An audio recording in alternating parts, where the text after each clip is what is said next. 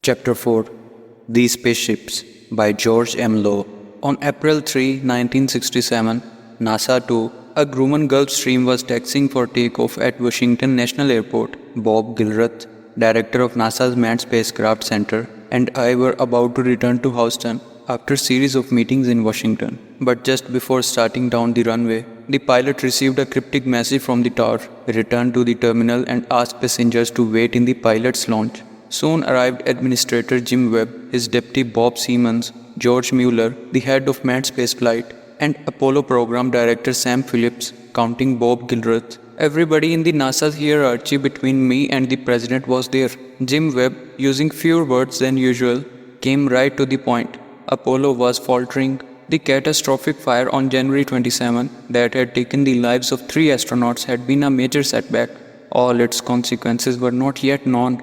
Time was running out on the nation's commitment to land on the moon before the end of the decade. Then the punchline. NASA wanted me to take on the task of rebuilding the Apollo spacecraft and to see to it that we met commitment. Thus began the most exciting, most demanding, sometimes most frustrating, and always most challenging 27 months in my career as an engineer. Not that Apollo was completely new to me. 6 years earlier, I had chaired the NASA's committee that recommended a manned lunar landing and provided the background work for President Kennedy's decision to go to the moon. In the intervening years, I had not been involved in the day-to-day engineering details of the Apollo spaceships. Yet, 27 months later, sitting at a console in the Launch Control Center during the final seconds of the countdown for Apollo 11, I had come to know and understand two of the most complex flying machines ever built by man. Two magnificent flying machines. But in April 1967, these machines were essentially strangers to me. How were they designed? How were they built and tested? What were their strengths and their weaknesses? Above all, what flaw in their design had caused the fire?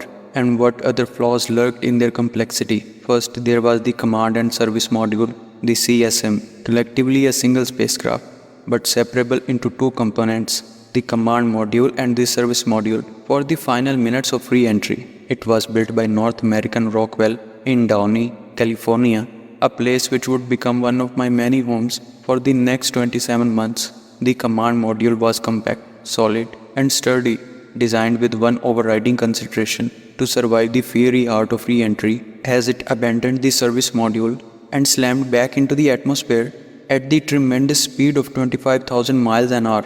It was a descendant of Mercury and Gemini, but its task was much more difficult. The speed of re-entry from the moon is nearly 1.5 times as fast as returning from Earth orbit. To slow down from that speed required the dissipation of great amounts of energy. In fact, there is enough energy at re-entry to melt and vaporize all the material in the Command Module several times over. So the spacecraft had to be protected by an ablative heat shield that charred and slowly burned away, thereby protecting all that it surrounded. The Command Module was also crammed with equipment and subsystems, and of course 3 men lived in it for most of the lunar journey, and one of them for all of it. It was cone-shaped with a blunt face for re-entry. It was 11 feet long, 13 feet in diameter, and weighed 6 tons. The Service Module was the quartermaster of the pair. It carried most of the stores needed for the journey through space: oxygen, power generation equipment, and water as a byproduct of power generation.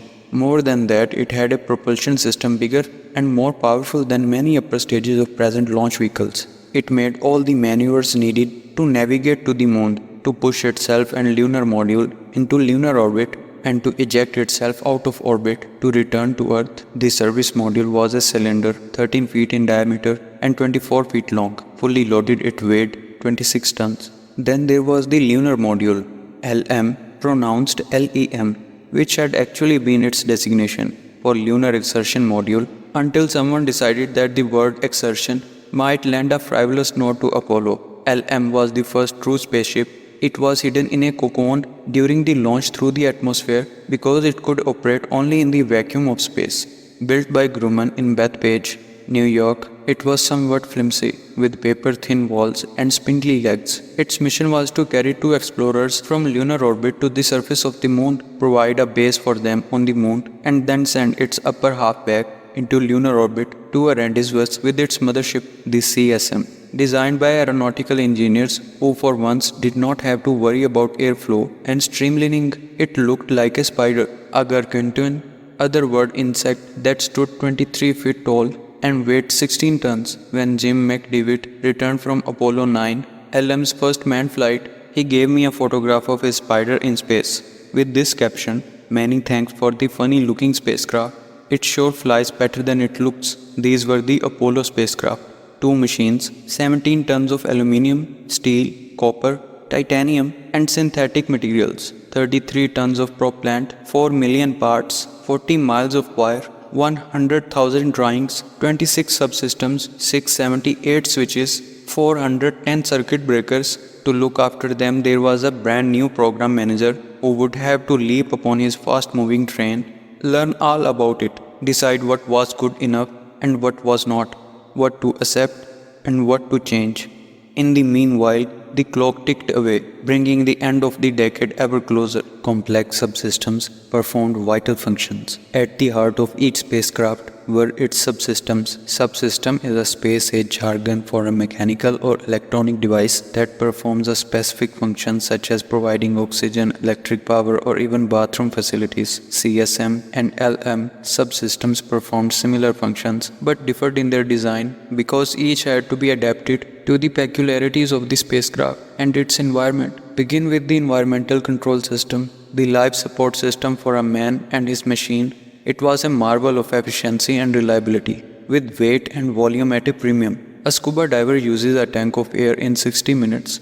In Apollo, an equivalent amount of oxygen lasted 15 hours. Oxygen was not simply inhaled once and then discarded. The exhaled gas was scrubbed to eliminate its CO2, recycled and reused. At the same time, its temperature was maintained at a comfortable level. Moisture was removed and odors were eliminated.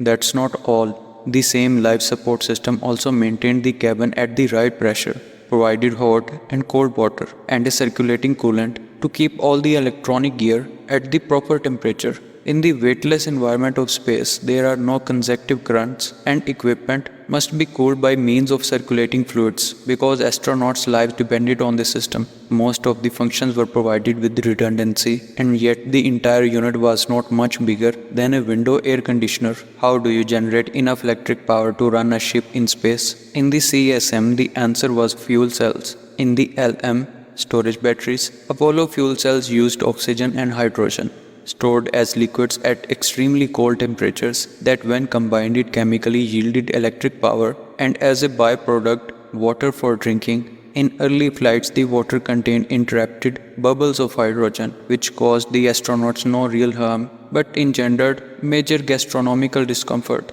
This led to loud complaints, and the problem was finally solved by installing special diaphragms in the system. The fuel cell power system was efficient, clean, and absolutely pollution-free. Storing oxygen and hydrogen required new advances in leak-proof insulated containers. If an Apollo hydrogen tank were filled with ice and placed in a room at 70 degrees Fahrenheit, it would take 8.5 years for the ice to melt. If an automobile tire leaked at the same rate as these tanks, it would take 30 million years to go flat.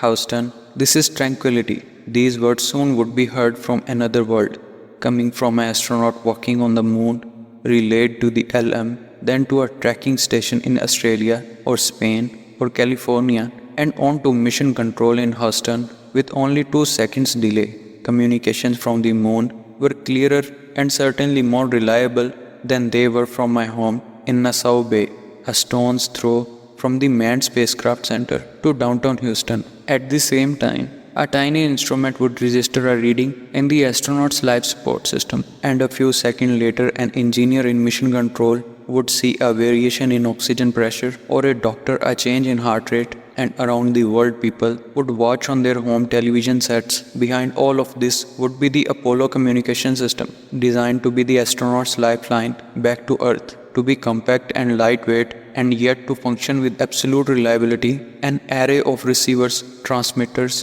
power supplies and antennas all tuned to perfection that allowed the men and equipment on the ground to extend the capabilities of the astronauts and their ships.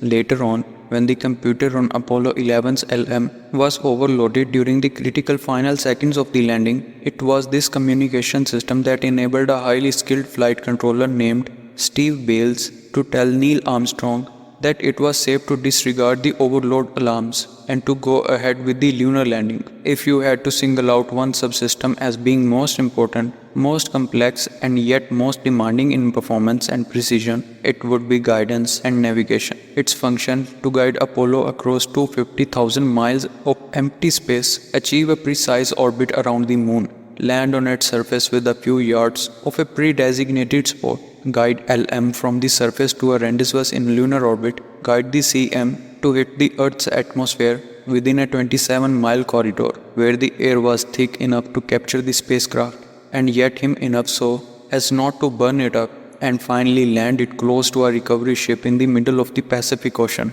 designed by the Massachusetts Institute of Technology under Stark Draper's leadership.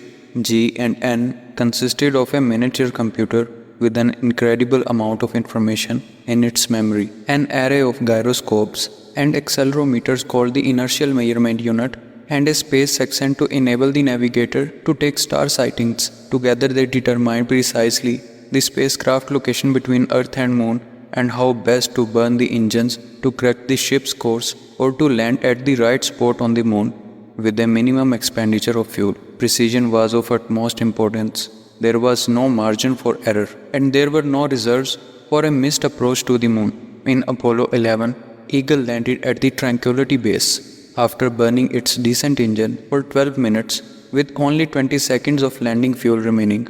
But the guidance system only told us where the spacecraft was and how to correct its course.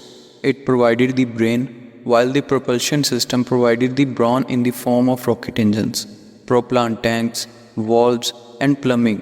There were 50 engines on the spacecraft, smaller but much more numerous than those on the combined 3 stages of the Saturn that provided the launch toward the Moon. Most of them, 16 on the LM, 16 on the SM, and 12 on the CM, furnished only 100 pounds of thrust apiece. They oriented the craft in any desired direction, just as an aircraft's elevators, ailerons, and rudder control pitch, roll, and yaw. 3 of the engines were much larger. On the service module, a 20,500-pound thrust engine injected Apollo into lunar orbit and later brought it back home. On the LM, there was a 10,500-pound thrust engine for descent and a 3,500-pounder for ascent. All 3 had to work. A failure would have stranded astronauts on the Moon in lunar orbit. They were designed with reliability as the number one consideration. They used hypergolic propellants that burned spontaneously on contact and required no spark plugs. The propellants were pressure fed into the thrust chamber by bottled helium, eliminating complex pumps, and the rocket nozzle were coated with an ablative material for heat protection, avoiding the need for intricate cooling systems. 3 other engines would provide instant thrust at launch to get the spacecraft away from the Saturn if it should inadvertently tumble or explode. The largest of these produced 160,000 pounds of thrust, considerably more than the Redstone booster, which propelled Alan Shepard on America's first manned spaceflight. Since we never had an abort at launch, these 3 were never used. There were other subsystems, each with its own intricacies of design and more often than not with its share of problems. There were displays and controls, backup guidance systems, a lunar landing gear on the LM, and an Earth landing system, parachutes, on the CM, and a docking system designed with the precision of a Swiss watch, yet strong enough to stop a freight car. There were also these things that fell between the subsystems: wires, tubes, plumbing, valves, switches, relays, circuit breakers, and explosive charges that started, stopped, ejected, separated, or otherwise activated various sequences. A tragic fire takes 3 lives. Apollo in January 1967 was adjudged almost ready for its first manned flight in Earth orbit, and then disaster. A routine test of Apollo on the launching pad at Cape Kennedy, 3 astronauts, Grissom, White, and Chaffee, in their spacesuits in a 100% oxygen environment. A tiny spark, perhaps a short circuit in the wiring, It was all over in a matter of seconds, yet it would be 21 months before Apollo would again be ready to fly. By April 1967, when I was given the Apollo spacecraft job, an investigation board had completed most of its work. The board was not able to pinpoint the exact cause of the fire, but this only made matters worse because it meant that there were probably flaws in several areas of the spacecraft. These included the cabin environment on the launch pad, the amount of combustible material in the spacecraft, and perhaps most important, the control or lack of control of changes. Apollo would fly in space with a pure oxygen atmosphere at 5 pounds per square inch, about one-third the pressure of the air we breathe. But on the launching pad, Apollo used pure oxygen at 16 psi, slightly above the pressure of outside air. Now it happens that in oxygen at 5 pounds per square inch, things will generally burn pretty much as they do in the air at normal pressures. But in 16 pounds per square inch, oxygen, most non-metallic materials will burn explosively. Even steel can be set on fire. Mistake number 1. Incredible as it may sound in hindsight, we had all been blind to this problem. In spite of all the care, all the checks and balances, all the what happen ifs, we had overlooked the hazard on the launching pad. Most non-metallic things will burn, even in air or 5 pounds per square inch oxygen, unless they are specially formulated or treated. Somehow, over the years of development and test, too many non-metals had crept into Apollo. The cabin was full of Velcro cloth, a sort of space-age baling wire to help astronauts store and attach their gear and checklist. There were paper books and checklists, a special kind of plastic netting to provide more storage space, and the space suits themselves, made of rubber and fabric and plastic. Behind the panels, there were wires with non-metallic insulation and switches and circuit breakers in plastic cases. There were also gobs of insulating material called RTV. Mistake number 2. Far too much non-metallic material had been incorporated in the construction of the spacecraft. There is an old saying that airplanes and spacecraft won't fly until the paper equals their weight. There was a time when two men named Orville and Wilbur Wright could, unaided, design and build an entire airplane and even make its engine. But those days are long gone. When machinery gets as complex as the Apollo spacecraft, no single person can keep all of its details in his head. Paper, therefore, becomes of paramount importance. Paper to record the exact configuration, paper to list every nut and bolt and tube and wire, paper to record the precise size, shape, constitution, history and pedigree of every piece and every part.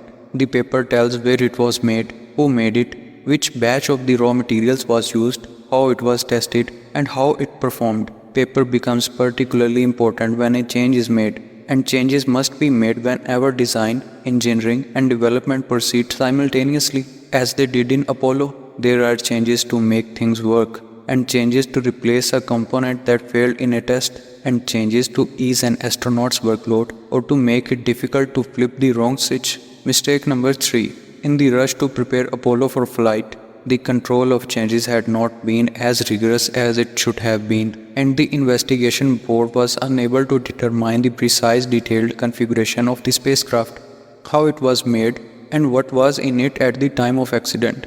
3 mistakes and perhaps more added up to spark, fuel for fire, and an environment to make the fire explosive in its nature.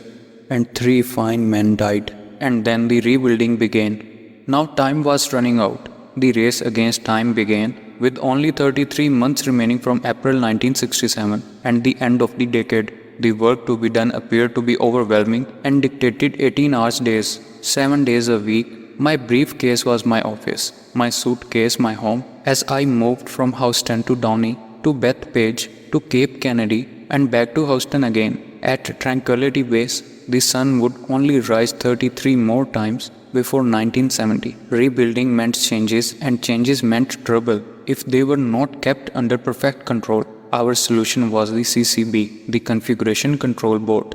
On it were some of the best engineers in the world. My 2 deputies, Ken Kleinnecht and Rip Bullender, Apollo's assistant for flight safety, Scott Simpkinson, Max Fadgett, Houston's chief engineer, Chris Kraft, the chief of flight operations, Deke Slayton, the head of the astronauts, Dale Mears for North American Rockwell, and Joe Gavin for Grumman.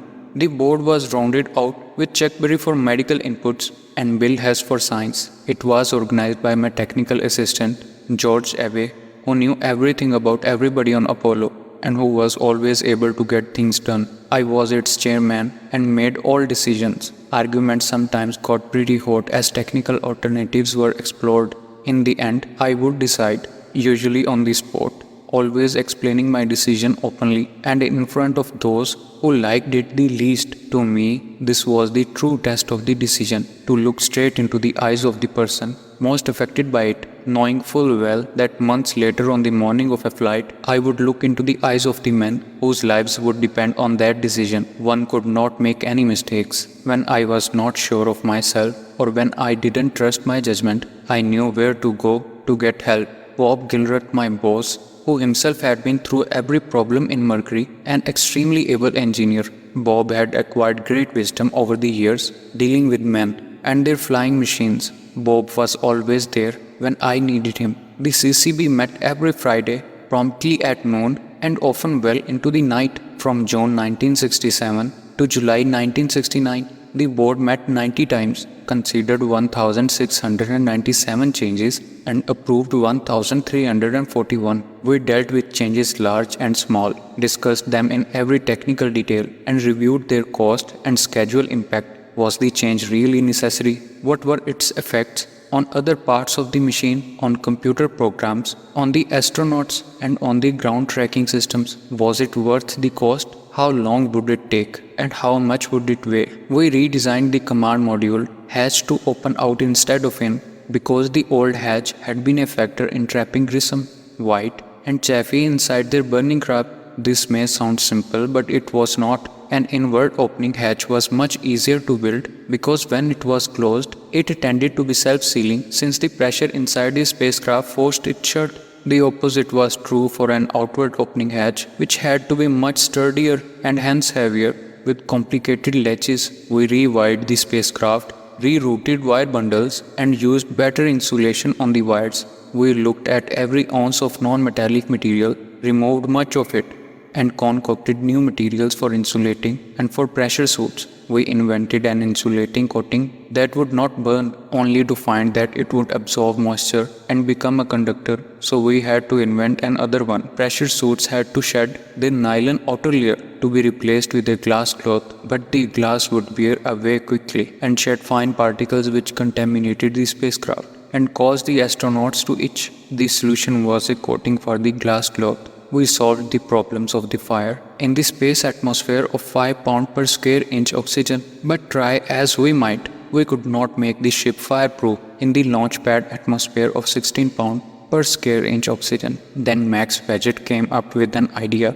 launch with an atmosphere that was 60% oxygen and 40% nitrogen, and then slowly convert to pure oxygen after orbit had been reached and the pressure was 5 pounds per square inch. The 60-40 mixture was a delicate balance between medical requirements on the one hand and flammability problems on the other. It worked. Weight is a problem in the design of any flying machine. Apollo, with its many changes, was anything but an exception. Problems are always easier to solve if one can afford a little leeway for making a change, but difficult and expensive if there is no weight margin. In the command module, we found a way to gain an extra 1,000-pound margin by redesigning the parachute to handle the heavier CM. This margin made other CM changes relatively simple and certainly less costly and time-consuming. For LM, there was no such solution. We had to shave an ounce here, another there, to make room for the changes that had to be made. It was difficult, lengthy, and expensive. Testing and retesting to get ready for flight. We tested for sneak circuits and made changes. We ran a failure mode and effects analysis, a search for all the what happened ifs, and made more changes. We tested and retested and changed and fixed and tested again. We set off small explosive charges inside the burning rocket engines, and to our horror found the all-important LM ascent engine was prone to catastrophic instability, a way of burning that could destroy the engine on takeoff and leave the astronauts stranded on the moon. Much to the consternation of my bosses in Washington, we sent out new bids and selected a different contractor who built a new engine faster than anyone believed possible. But it worked. No detail was too small to consider. We asked questions, received answers, asked more questions. We woke up in the middle of the night, remembering questions we should have asked, and jotted them down so we could ask them in the morning. If we made a mistake, it was not because of any lack of candor between NASA and contractor or between engineer and astronaut. It was only because we were not smart enough to ask all the right questions. Every question was answered, every failure understood, every problem solved. We built mock-ups of the entire spacecraft and tried to set them on fire. If they burned, we redesigned, rebuilt, and tried again. By vibration, we tried to shake things apart. We tested in chambers simulating the vacuum of space, the heat of the sun. We subjected all systems to humidity and salt spray, to the noise of the booster and the shock of a hard landing. We dropped the command module into water to simulate normal landings, and on land to test for emergency landings. We plopped the lunar module on simulated lunar terrain. We overstressed and overloaded until things broke. And if they broke too soon, we redesigned and rebuilt and tested again. The final exam came in flight. First, the command module was tested with only the launch escape tower against the possibility of a Saturn exploding on the launch pad. Then we launched the CSM on a special booster, the Little Joe 2, to see whether it would survive if the Saturn should fail in the atmosphere. When air loads are at their peak, there is a big difference between manned and unmanned spaceflight. The CSM unmanned was flown twice on the Saturn 1B. Then on November 9, 1967, came the most critical test of all. Apollo 4, the first flight of the Saturn V, would subject the CSM to the lunar return speed of 25,000 miles per hour. After achieving an altitude of 10,000 miles, the spacecraft's engine drove Apollo back down into the atmosphere at unprecedented speed. Temperatures on the heat shield reached 5,000 degrees Fahrenheit, more than half the surface temperature of the sun. The heat shield charged as expected, but the inside of the cabin remained at a comfortable 70 degrees Fahrenheit. A major milestone had been passed. Apollo 5 on January 22, 1968 was the first flight test of LM, an unmanned flight in Earth orbit that put the lunar module through its paces. There were problems. The computer shut down the LM's descent engine prematurely on its first burn, but then the flight controllers on the ground took over and continued the flight with an alternate mission. Now another question arose. Should we repeat this flight? Grumman felt we should. I disagreed. After considerable technical debate, we decided that the next flight with LM would be manned, which it was 14 months later. Apollo 6, 3 months after Apollo 5, was to be a simple repeat of Apollo 4, but it was not. The Saturn had problems, and so did the spacecraft adapter, that long conical section which joined the CSM to the booster and which also served at LM's Cocoon. After a fantastic piece of detective work by Don Arabian, our chief test engineer, in the manufacturing of the honeycomb structure of the adapter and how to fix it, October 11, 1968, 18 months since that day in the pilot's lounge at Washington Airport, when I said yes, I would take on Apollo.